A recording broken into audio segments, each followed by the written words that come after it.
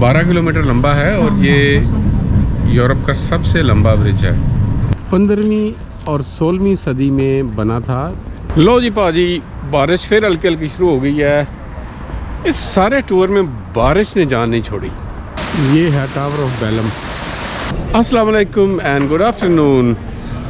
एक नए व्लॉग में आपको खुश आमदीद करता हूँ। चलिए अभी आपको लेके चलता हूँ Belum tower, Vasco day gamma का जो बहरी जहाज़ था वहाँ पे। यहाँ से तकरीबन 45 मिनट की मुसाफत पे है वो। थोड़ा मुझे पैदल चलना पड़ेगा, फिर ट्राम लूँगा या कोई और पब्लिक ट्रांसपोर्ट लूँगा और वहाँ तक जाऊँगा। तो लेट्स गो।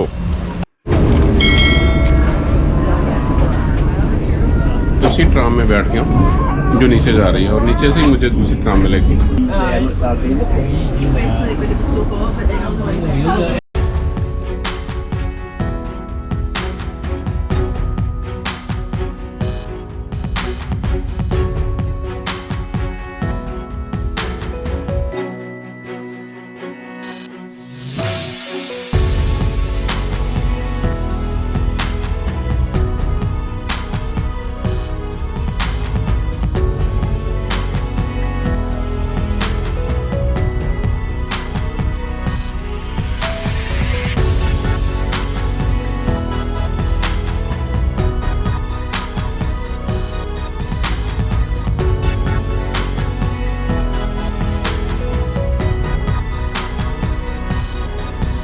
ये तकरीबन नीचे आके मैं उतर गया हूँ, यहाँ से थोड़ा सा पैदल।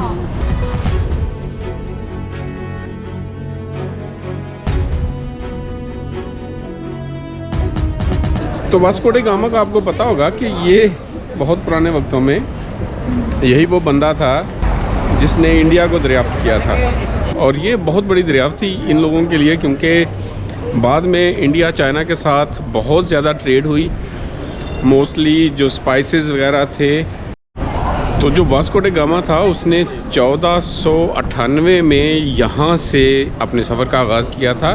तो पुर्तगाल जो था वो उसके रिच बनने की एक वजह वास्को डे गामा भी था। तो अब यहाँ से मुझे ट्राम मिलेगी आगे उसका जो शिप था वहाँ तक ले जाने के लिए। लो जी, कर लो गल। बारिश फिर से शुरू हो गई है।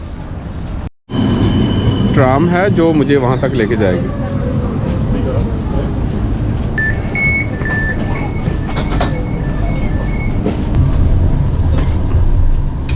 बहुत अच्छी साफ़ सुथरी ट्राम है। बड़ी बात यह है कि बाहर अब बारिश शुरू हो गई है और ठंड भी हो रही है थोड़ी थोड़ी, तो ट्राम के अंदर मौसम ठीक है।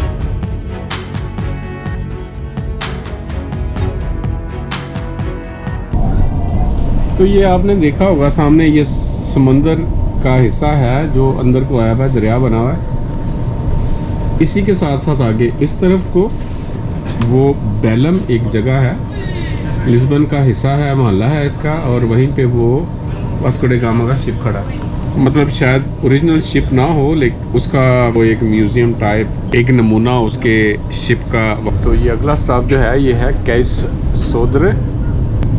ये होगा यहाँ पे वो वाला, और मुझे जाना है बेलम यहाँ पे।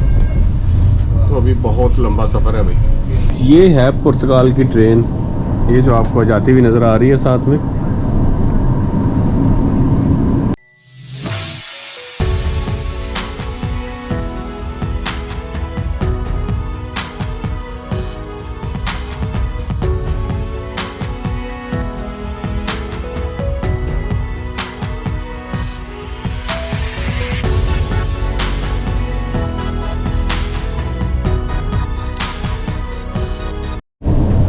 ये आपको जो सामने ब्रिज नज़र आ रहा है, ये वाला ब्रिज, इसका नाम भी वास्को डे गामा ब्रिज है। 12 किलोमीटर लंबा है और ये यूरोप का सबसे लंबा ब्रिज है।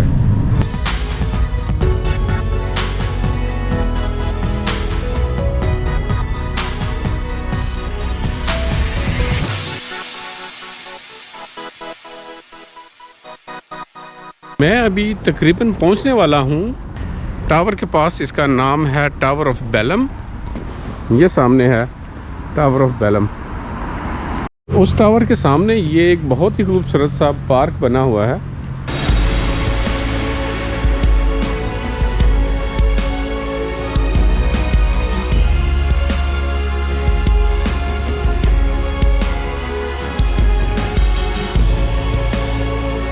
इस सड़क और रेलवे लाइन को क्रॉस करने के लिए ये अंडरग्राउंड पास बना हुआ है।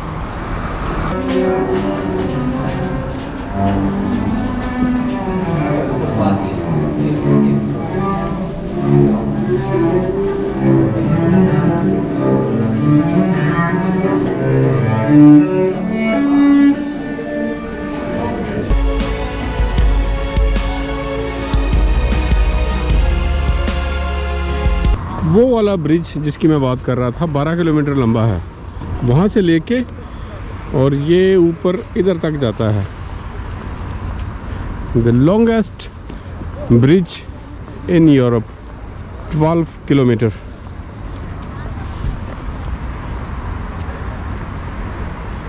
ये पानी के साथ बहुत ही खूबसूरत सा रेस्टोरेंट है, यहाँ पे भी बैठ सकते हैं आप।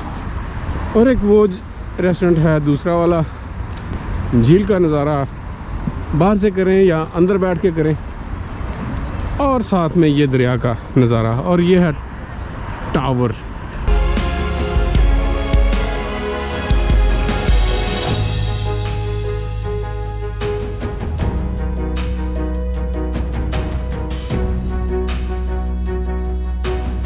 ये है रिवर, इसका नाम है ताग, TAAG।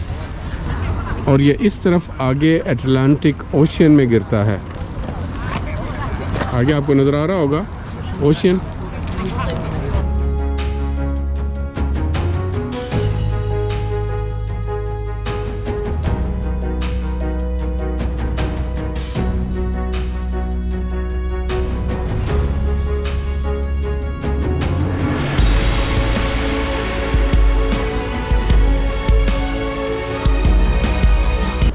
सॉरी गाइस, ये बेलम का टावर नहीं है, ये मोनूमेंट है जो 15वीं और 16वीं सदी में बना था, जब पुर्तगाल ने यहाँ से सी के रास्ते ढूंढे थे और इंडिया भी गया था।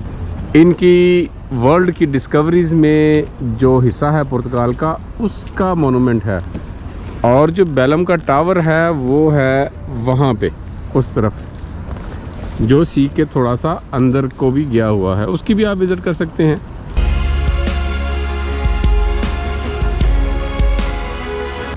तो अभी बेलम के टावर तक चलते हैं, वो आ गया काफ़ी।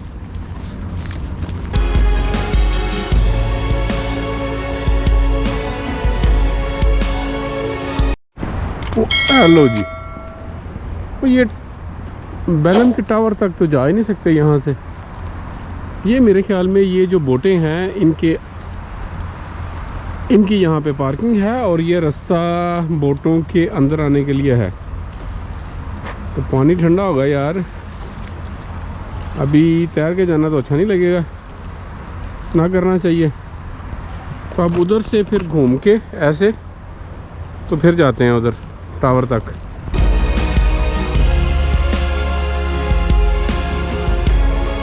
ये बेलम का होटल और स्पा है। स्पा बोले तो जहाँ पे वो गर्म पानी के अंदर आप स्विमिंग कर सकते हैं, या फिर वो मसाज वगैरह की सहूलत होती है, और चीज़ें इस तरह की। लो जी पाजी, बारिश फिर हल्की हल्की शुरू हो गई है। इस सारे टूर में बारिश ने जान नहीं छोड़ी, रोज़ होती है यार। और ये हम टावर ऑफ बेलम तक पहुंचने वाले हैं, वहाँ पे है फाइनली टावर ऑफ बेलम जो है, जो समुंदर के अंदर है। और ये सिटी की हिफाजत के लिए कभी बनाया गया था, वहाँ पे हम पहुँच चुके हैं। ये है, और रिनोवेशन की वजह से इसके अंदर आप जा भी नहीं सकते।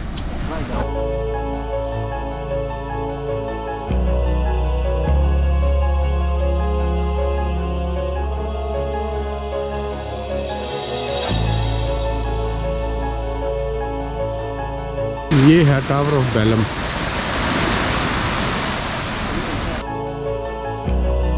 ए देखो जी बस जा रही है पानी से, कभी देखी है? हिचकोले खाने जा रही। तो व्यूवर्स, इसी के साथ इस व्लॉग को यहीं पे ख़त्म करते हैं। मैं बहुत उम्मीद करता हूं कि आपको ये वाला व्लॉग और ये पुर्तगाल की सीरीज़ आपको पसंद आएगी।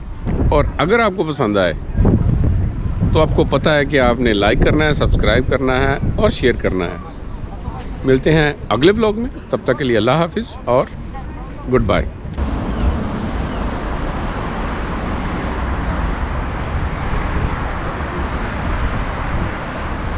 अभी मैं मेट्रो में हूँ, एयरपोर्ट जा रहा हूँ। बेल्जियम की फ़्लाइट है मेरी थोड़ी देर में।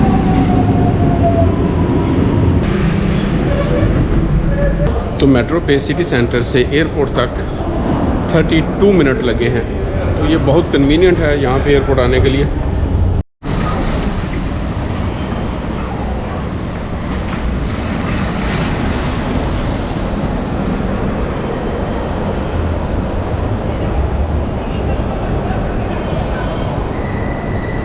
एक चीज़ आपको बता दूं, ये बहुत यहाँ पे कॉम्प्लिकेटेड है।